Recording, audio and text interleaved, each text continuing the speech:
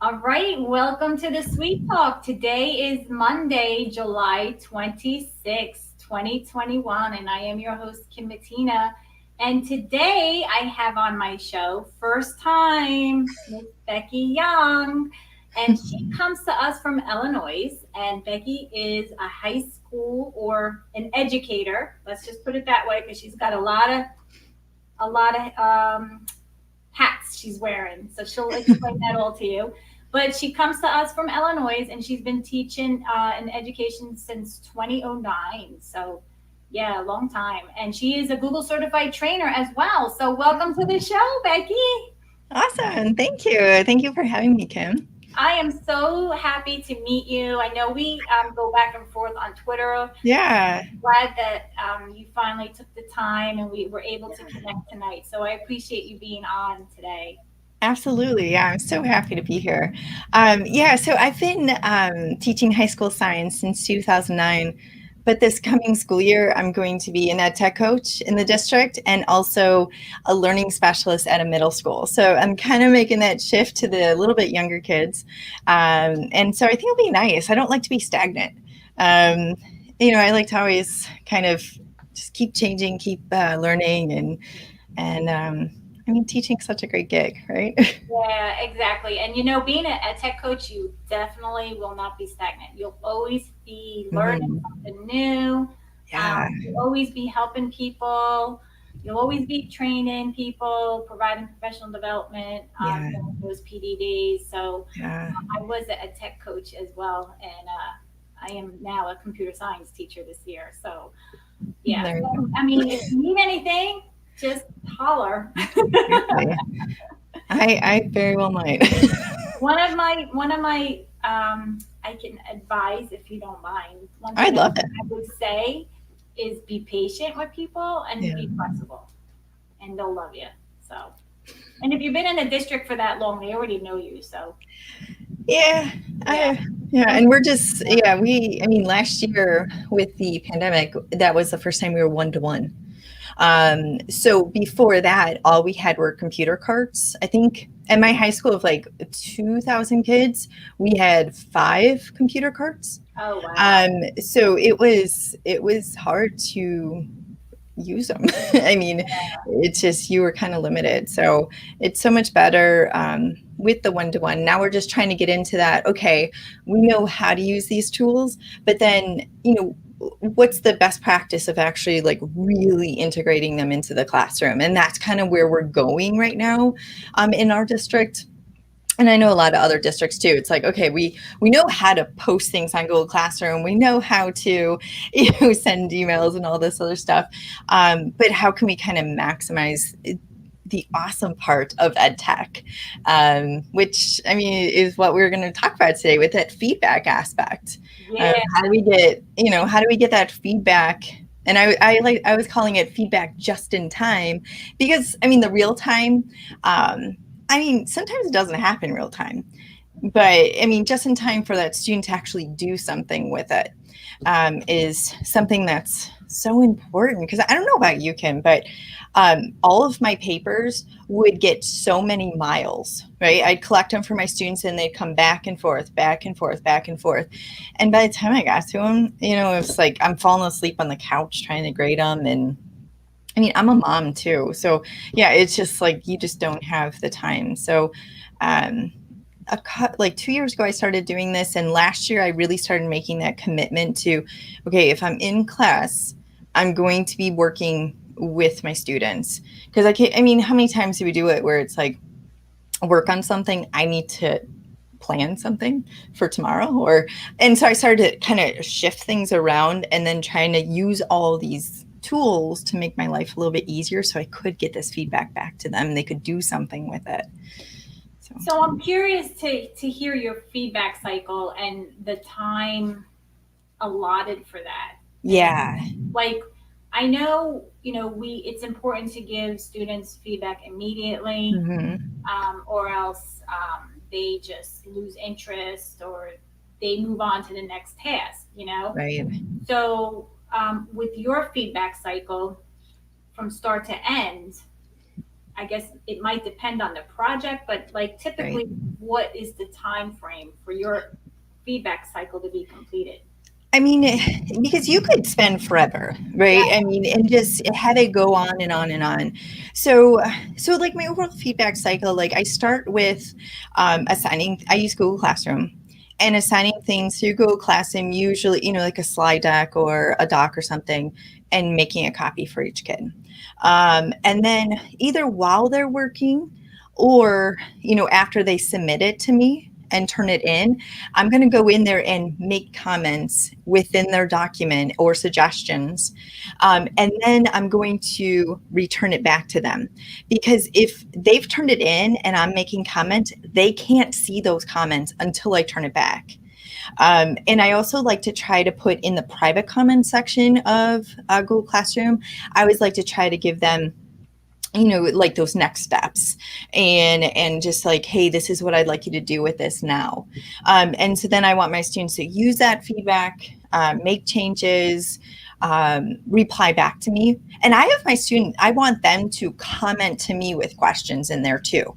So I try to have that as like a back and forth, something that it doesn't always work, but I don't want my students to resolve the comments. I resolve the comments because, it's like, okay, if I'm teaching high school and I have 150 kids, I can't remember all the comments and I don't want to go back through it. So when I resolve them, I can see like which slides have a comment on them very easily, and I can just pop down there. I'm not going to put feedback on everything. I might pick like one part to give feedback. So, I don't like to do this cycle really more than twice, because I mean, at a point, you don't want to. That's a never ending assignment then, right? Right. It's a never ending assignment. And it's hard on the kids. They're like, well, when is it good enough? And so it's just one of those things of, fine tuning that like balance of, what are we looking at? But the important thing is not, I don't want to find out that, and I'm sure my students want to find out that they didn't understand something after the test. So if you can work that in throughout, then they're going to be able to do something with it. And that's one of those really important parts of feedback is it's got to be actionable. It's got to be something that they can actually do and relearn. That's a good point when you say that feedback's got to be actionable. Yeah. So can you give me an example of what that means? Well, I might, and you can differentiate, your comments. And so, for some students, one of the things I really like to use is drag and drop. And I can, for if I'm looking at some students need more support, I could highlight the specific things, the objects that they had to move, and say, hey, can you try again on these? They're not in the correct place. Where maybe a student that doesn't need as much scaffolding, I can say, hey, there's 2 in the wrong place. So you can kind of move that. So it's like, or here is, a little screencastify I made of me explaining how to do this. So watch it and try again. Or, just getting them into that relearning, especially if we're talking about those concepts that they really need to develop, and kind of going from there. I will say, like, teaching freshmen, I've been teaching freshmen my whole teaching career. And, they're a special breed, right? I have to train in middle school. I know, especially in middle school too. So, but I mean, I've purposely taught freshmen. Like, I've chosen that. I've always loved teaching freshmen. They're fun. But they come in with this mentality of like, well, partial credit is fine, or this is good enough. And they don't understand, because I don't send it back with a grade. I'm just sending it back with comments. And they're like, well, I did it and I turned it in. And so you have to train them and kind of get into that idea of like, well, we're trying to grow. And we're trying to, I say this a lot in my house and also in my classroom. I don't want you to be the best. I want you to be your best. And your best is going to be different every day. But if we can keep, moving forward in that positive direction, that's a good thing. And it takes a little bit of time to get kind of that resistance out of the way. But I start it right away, and just kind of keep working and giving that feedback, which I love how people are calling it feed forward. I might switch. feed forward. I think Yeah, I like that too. Yeah. I just think it's it's I mean, we talk about feedback, and you can give feedback in so many different ways. And if you're using Google Classroom, you can do the private comments. You can Mm-hmm. have a comment bank. Mm-hmm. You can make it. You can even use that mode extension to give Mm-hmm. video comments. So feedback doesn't have to be so I don't know, draining. You Right. can definitely make it easier so that you're efficiently given feedback in a timely manner. Yeah, and it's like, how can it, so I was kind of breaking it down into like three big pieces. The first piece is designing for feedback and kind of thinking ahead of like, how can I assess this quickly? And so, it's using those drag and drop things where because I can visually see if things are in the correct place. And I've never been an English teacher. I hate reading a ton of things. I love reading, but reading assignments is not my favorite thing. But if I can see it really quickly, or I color code stuff and kids have no clue. So I might color code like it has to go in the rainbow color order, or different colors in different columns, or I did like a Venn diagram where it was like warm colors on one side, cool colors on the other, and in the middle was black. So I can really easily see if they need more support, or if and I can easily see too if a lot of students are not doing so hot on it. I definitely need to do some research reteaching as well. So what? Okay, so you got my attention now. Well, you did before, but you hooked me in when you color code when you mentioned color code. So can you explain that? Because I'm not. Yeah. So Yeah, when you know what? you I do could, in a Google Doc or yeah, in. so I can definitely, I'm going to go ahead and share my Okay, screen. let me get. Hold on a second. So for example, like this is an assignment I made. So another tip too, if you're using Google Slides, you have all of that real estate of that gray space that you can put directions in here, either word bank down here on the bottom. And so I actually made all these words in, I use word art. I use word art all the time. And you can always put the alt text in there too for, accessibility. But so kids had to drag and drop them. So in this column, in the DNA column, all the green words went here. In the gene one, all of the blue ones went here and the orange ones went here. So I don't even have to read them. I can just see immediately, kind of what they're doing. I think another one here, or for example, this one. This is one. So, it was a quick Venn diagram I made. And then all the terms here that they dragged and dropped in here. It's like all the warm colors went here in cell respiration, all the cool colors went here, and then the black words went here. Okay, So, now I understand what you're saying. yeah. So I can just see it really, really quickly. So that I can give that feedback really fast. So it's in that design of like, okay, what am I going to do? Seriously, no kid. I doubt any of my students are going to watch this because I don't think they watch a lot of ed tech stuff, but they have never figured it out. And they're smart kids. But that's part of your design, or that's part of the Mm-hmm. way you know, your workflow. Right. I like Right. that you have like that piece, that design cycle or that design plan Yeah. built into your brain, so that when you're Right. doing or when you're checking everything over and it's color coded, you can Yeah. kind of get a quick look Yeah. at what it looks like, or how accurate it is. Right. So Yeah. I can that's see it real quick. that's a good idea. I like that. And then like in the design phase, I guess you still have to consider other tools or other Right. things as well. But everybody's got their own little Right. with feedback, and that's a great Yeah. suggestion. Yeah, I really like doing that because I mean, and then one of my other pieces is like if I'm using a Google slide deck and say they have several tasks, on different slides, and say I wanted to see that Venn diagram. Well, I can ask them, plead with them to move it up to the first slide position. Now, when I'm in Google Classroom, I don't have to scroll down. I don't have to wait for them all to load. I can just click through each of them and see it just really, really quickly, just to save me a lot of time. And then that means that I get it back to them faster and they know, so Yeah. And it, anything I can do like that. oh, yeah, I mean, all those little tips are going to help you give feedback quicker, so Yeah. Yeah, because definitely. otherwise, I mean, you get bogged down. I can't grade everything.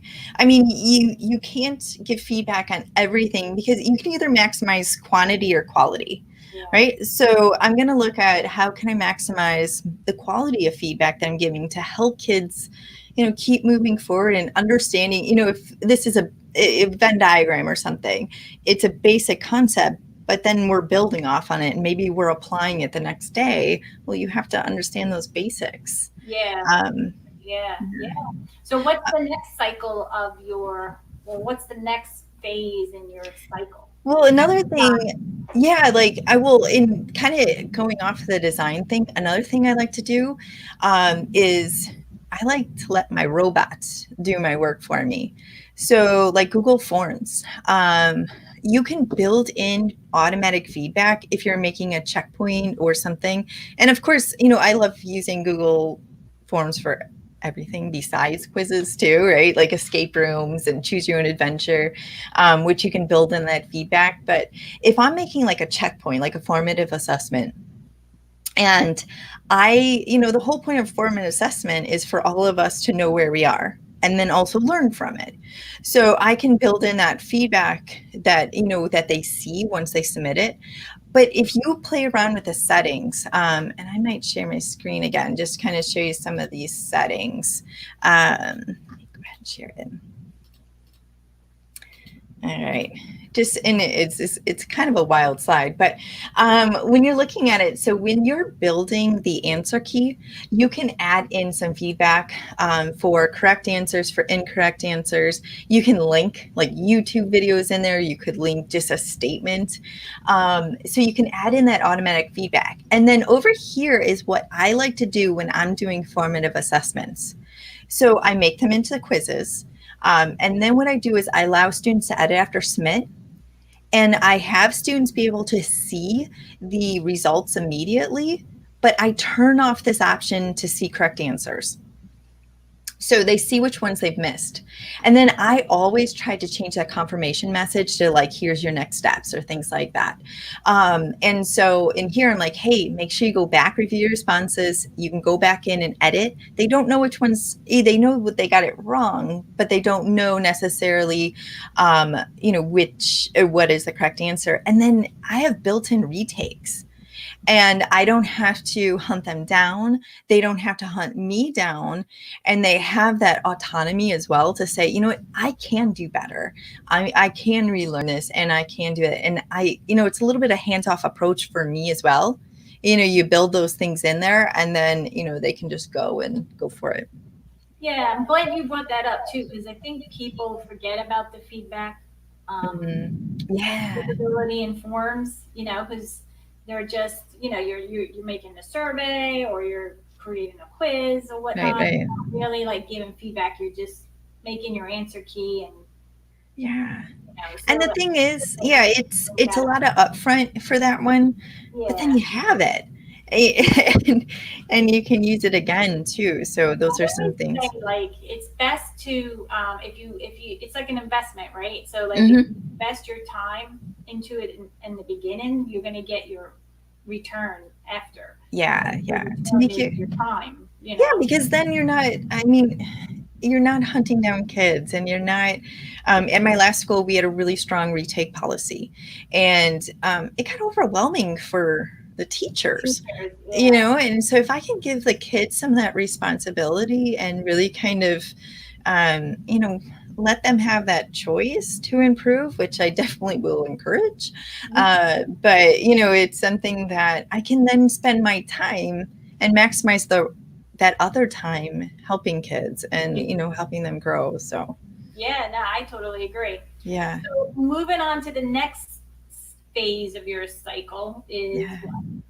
The Well, content so design. yeah, so I have the design aspect and kind of think about, and I love to use like Edpuzzle, and I use Quizlet a lot. I know you had somebody on here a couple of weeks ago about Quizlet. So, and again, it gives them that immediate feedback. So then what I like to do is I do use the comment bank in Google Classroom. I think that is, and I've seen some people like, other tools, things like that. I like to keep things simple and have it in one place. So you can build your comment bank in a couple of ways. Now, the only thing is it's linked just to your account. So it's not something that it can be necessarily school wide. I know it'll be in the show notes. I have a list of comments that I've used and pasted in there. And so you can modify, it's a Google Doc, and you can modify and make it work for you, and add things in there. So then you start building this, and you can work with a team and start building these comments. And once you put it in the comment bank in Google Classroom, it's going to be there for all your classes. It's just always It's linked not just for to the yours. co-teacher, just for you. Right. Yeah. It's just linked to your own. Yeah. So So do you recommend teachers like share Google Doc and then just build their comment bank that way? I would, and I mean, you could keep it in a Google Doc and just have it like dual screen or things like that. But what's great about it, once you have it in your comment bank, I know the directions say you have to do hashtag and start, but if you just start typing like a word, if you start typing you, YOU, it's going to come up with your comments, your comment bank that have the word you in there. And so it's just so much easier just to kind of just start typing. And then if you're like, you made a comment to a student, you're like, oh, that's a good one for my comment bank. You click the three little dots in the comment, and then you can put it right into your comment bank as well. And you can edit it, and you can search your comment bank, and it's definitely a flexible thing. And you can make, so say, if I was making like a screencastify to show students about something, and maybe I had to make it for one student, and I was like, wait, I can make it into a comment. I can put that link and put it in a comment and make it specific so I knew how to search it. And then I can put in there, or like for Moat. So if you have the premium version of Moat, you get the Moat book, right? Yeah. But if you copy the link, so when you make your Mo, if you copy the link, you could make it in the comment bank. And so you could have a specific Mo. If I'm like, hey, whatever I want to talk about, of like, make sure you finish this, or, whatever mode I'm doing, I could, add, here's a little encouragement or something like that, and put my link to my moat. And I could put that in my comment bank as well. So it's always there. Now, is that comment, that Moat comment, isn't that saved in your Moat dashboard too? Yeah, it definitely will be. Yeah. Yeah, I Okay. think like the Moat book, where you can really kind of edit them and things like that. I think it's just for premium, I want to Yeah, say. it's the premium. Yeah. Yeah, so it's kind of a way around it of kind of setting it up. So let's see here. So like in here, I have a little, I'm going to share my screen again real quick. Um, So in here, and I got a couple of little gifts in here. So when you have that Moat extension, and if you have not gotten Moat yet, please do. I Yeah. mean, it's everywhere. I mean, they keep getting better and better. I have to keep changing my stuff because I'm like, oh, they added another feature. So it's like once you have the extension, you're going to have the little Moat icon everywhere. Every single time there's a comment, you're going to see informed slides. This slide is kind of wild with two GIFs going on, but um, when we have it, so you can just type, make your comment like that. And then if I'm like, interesting, I like that comment. Well, now what I can do is I can click those three dots, say add to the comment bank. I can make it a little bit more specific so I know which mode it is. And now I put that in my comment bank. Oh, okay. I'm glad you. Yeah. So then it's in here. It's in there for me to use in the future, and I don't have to then, go into the Moat extension, find it. It's in my comment bank. So you can start kind of building those things. And it just is, again, something to help you save a little bit of time when you're trying to make those comments. And the same thing with this way I want to go, Screencastify. If you have the link for your Screencastify, you can, change it to unlisted. and then, insert a comment, paste the link, and I can do the same exact thing. I can, add this one into my comment bank too. So then you start having this whole list of, items in your comment bank. So like, this is the list that I was talking about that I started making. Is it loads forever? So, you'll be able to have the link and you just click use template and you're going to get it. And you can make your own copy. Yeah, we'll get there. So I have a bunch, and so you can kind of see I do have some of my Screencastify of, how to double click on a drawing to edit it if I have it in like Google Docs and things like that. And so, you can take it and you can, start working on it with a team, or maybe you already have comments. So it's just something that, just to kind of add to it of start building that. I'm glad that you mentioned that because you know I use Moat and Screencastify too, and I leave feedback or whatnot. But it never dawned on me to add the link to the comment bank in Google Classroom. Right. You know what I mean? So that's actually a really good idea. You add your Moat link, the Screencastify link into the comment bank, and then Yep. you could just reuse it. Just make sure you put a little description of what it is. Right. So That's you a can great find tip. it. That's a really great tip. Really good. Yeah, because kids want to hear from you, Yeah. And for me, it's so much faster for me to say something Yeah. than to type it. Yeah. So, They can feel like how you're feeling, right? So, like, when you're reading something, it's hard to hear. yeah, Read in between the lines, and you're kind of making like I don't know, guesses of what the feeling or what the right. Yeah, the tone, like you tone said is. that. Yeah, Yeah. So definitely. when they hear your voice, they hear that you're really happy or not happy or whatever what the tone is, and then I think it's a little bit more powerful than just reading it. Absolutely. And it goes back to that culture building too of, kids want to know that you want them there, that you want them to succeed, and that you're willing to be there. And that's part of it too of just, hey, I care about you enough to make you do this again, Yeah. and revise something to improve. And again, you can definitely scaffold your comments, and you as you get to know your students too, what kind of comments they can handle. And I know, like for me, I have a hard time. I'm sometimes too blunt, and so I always have to like remember of like, okay, but if and I know apparently like you're really old if you use emojis now. Um, I love emojis, so I guess I'm very old. But if you put emojis in there, it softens things. you know, and you can put those in your comment bank, and you can, always make sure you have those. So, if anything, they're rolling their eyes like, oh, there she goes again with her emojis. Yeah, exactly. They'll get over it. I know. If, like in teaching teenagers, like I love a good eye roll. When I know I've done something right when they're rolling their eyes because I'm like, at least they're paying attention. Well, that's a good way of looking at it. That's for sure. Yeah, they do a lot of that, like, oh, come on. And I'm like, Well, wait till you get to the middle school. yeah, I know it's gonna be interesting, right? Yeah, no, it's fun. It's fun. It's all good. All right, so that's awesome. Is there now? You said there was 3 phases of the feedback cycle. What's the last phase? Well, the last phase is then what the students are going to do with it. And so, what do you want them to do with that? So, that's something that's really important and kind of following up with that. And that's why, for me, it's really important. Like, okay, they turn it into me, I return it back to them. And then, when they're ready for me to look at it, they're going to turn it right back to me as well so that I know. And I like to use that to review section on Google Classroom.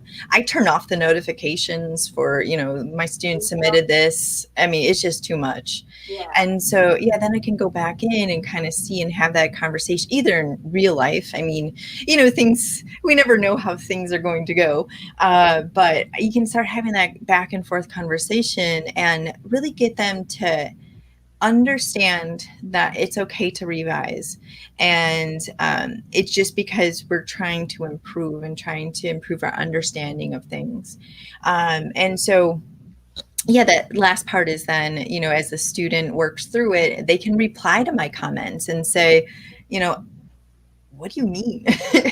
And, I can reply back, or, I might be maybe sitting next to them. Um, I've been trying to read a lot of books lately and, trying to wrap my head around as we move towards blended learning. And I was reading Caitlin Tucker. I've read most of her books now. But she had Balance with Blended Learning, and her chapter 7 is all about real-time feedback and ways of doing it. And she was talking about, she grades a lot next to kids. Like if she's doing the station rotation model, one of them is the teacher-led station, and it might be teacher feedback time of, she's doing it in real time, but she's, you can also put it into the document so they have it for later. So it's not all just, I'm sitting on my computer and they're sitting over there somewhere, but so you definitely have that conversation too. And it's just a really nice way to have, and, ideally you have that like record of, you went back and forth, and you can really say, look how much you tried, look how much you've improved too. Yeah, no, I totally agree. And I know like um, with, with feedback with Google Classroom, in Alice Keeler, her and I wrote a book on Google Yeah. Classroom. Yeah. And one of her tips that she's uh, swears by it is to use your initials in the private comments when you Yeah. give feedback, because then that was the last entry. So you Mm-hmm. kind of could keep track of like, your last entry or the student's last entry by Yeah. using the initials. So that might be something that you might find helpful too. Yeah. Yeah, definitely. Those little tips, like sometimes you don't know until you start using them, and then you're like, Right. oh, yeah, the light bulb went off. Yeah, and I love those quick little tips that it's like, okay, it took me a minute to learn and it's gonna save It's me. going to save you Yeah. time. Yeah. And you don't usually, like, I would never have thought of that, and Right. you wouldn't, I wouldn't have thought of that at all. So Right. you use your PLN, and Hmm. and you see what other people are doing, and then you learn. That's how we all grow Yeah. together. Yeah. The Twitter PLN. I mean, I resisted joining. I only joined Twitter in January. Oh, Um, you did? oh my, yeah. And oh my God, the amount I learn on a daily basis. My son's always like, Mama, you're on Twitter again. I'm like, this is like I'm learning. It's not like I'm like, look at what I ate, or it's just so many ideas, and it's just so awesome. I wish I would have been on a long Long time time ago, ago, but right? Yeah. Now yeah. Twitter is great. I mean, that's a whole nother show. We could talk Yeah, yeah, yeah. That's a whole another world, but Yeah, exactly. Wow, this was awesome. I'm so glad that you came on and shared your feedback cycle and your tips and tricks. And I really hope that the audience picked up on some of Becky's advice and some, workflow that maybe can help pay it forward to other people, because yeah. coming into the school year in September, some people are starting, within the next couple of weeks in August. Yeah, we start in 3 weeks. Yeah, so we're in the beginning of September, so you may, um, keep these things Yeah. in the back of your mind, or write them down, and when you have to give feedback, then you have that tip there. So Yeah. hopefully, you were able to. I'm sure you were able to send your message and portray it to people where they can try it at least. Yeah. Yeah, So. definitely. And I appreciate you being on and sharing with the audience. And I learned something new from you too. So thank you for being Yay. on. It's all about paying it forward. Yeah, absolutely. So that's going to conclude the show for tonight. What I'm going to do is I'm going to share my screen. So let me get back into this. All right. So you can go visit my website at thesweettalk.com. And I usually have these tabs open, but since, I haven't been on a show for a couple weeks, I'm a little, slow to get back into routine. So just It's summer. be patient with me here. Exactly. It's summer. So on the homepage, you'll find the latest episode and the podcast here as well. There's quick links here. If you want to be a guest on my show, you can fill out the guest inquiry form, and I will get back to you as soon as I can. Right now, I'm scheduling for late fall, so really like November. You can become a sponsor on for my show and help me pay it forward and support my mission. You can check the calendar, who's going to be on, and you can also join the Facebook community as well. Subscribe to my YouTube channel. The Sweet Talk is on Podbean, Spotify, Apple Podcasts, Google Podcasts, and I also have a newsletter. If you want to see any past episodes, you can go on the episode page and you will find all of the episodes I've done and the show notes, and the YouTube link will be listed here as well. It takes a little bit of time, but it'll load. The Jamboard page, there we go. Teaching with Google Jamboard, the book is out, and Alice Keeler and I wrote it together. It's available on Amazon. I hope that people that that bought it are really happy with it, and have given Alice and I great feedback about it. So if you want to pick it up, we give you over 150 sample jams and templates and over 90 ideas on how to use it in the classroom. Yeah. Congrats to both of you on that book too. It's an awesome book. Oh, I'm so excited about that. It was let me get back here. Hold on. That one was a special one for me. The yeah, you are the Jamboard lady too. So. Oh, well, thanks. We all learned together, you know. I mean, yeah. The Google Classroom book was special because it was my first one, but my passion is Jamboard. So yeah. This one is really, it just, felt good, Yeah, so, that's awesome. Thank you. I appreciate it. Well, that concludes the show for tonight. I hope everyone can tune in next time. If not, you can get caught up on the recording. So until next time, everyone, thanks for watching. Say hello to your audience, Becky. Oh, I forgot to say hi to Henry, my son. Hi. Hi, Henry. All right, everyone. Have a great evening. Talk to you soon. Bye. Bye, everybody.